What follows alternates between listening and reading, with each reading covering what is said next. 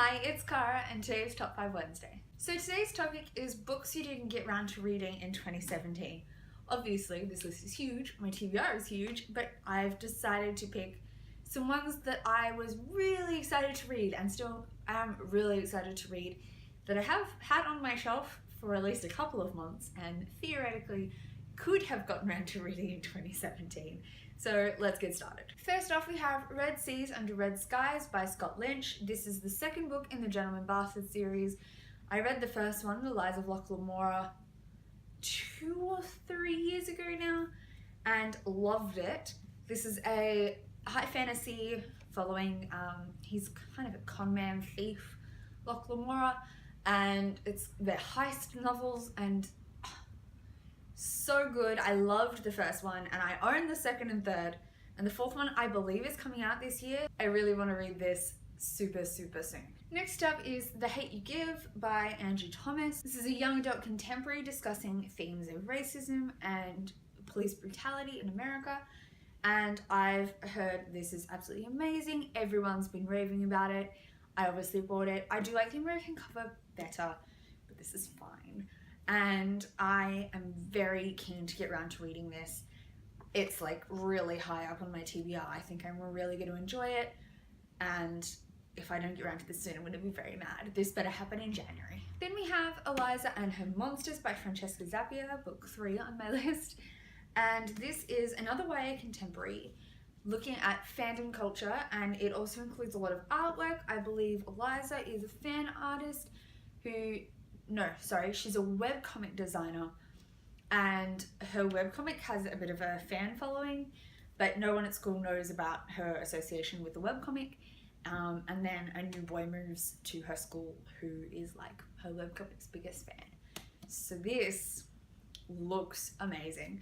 I've obviously been a fandom person for a while. This is filled with fan art and I think links to different websites and things. And I am very keen to read this again. Hopefully January, if I'm lucky.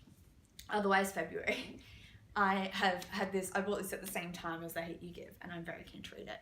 Then we have The Well of Ascension by Brandon Sanderson. This is book 2 to the Mistborn series. I read the first Mistborn, The Final Empire, around the same time that I read Lies of Locke Lamora, in the same year, I believe. And again, I just haven't got on to the next one. And I own the third one, and the fourth and fifth, and sixth in the series. At least the fourth and fifth. The fourth and fifth are like a secondary series that builds on. So I've definitely owned my fair share of this series, and I own Brandon Sanderson's other series, the Stormlight Archive.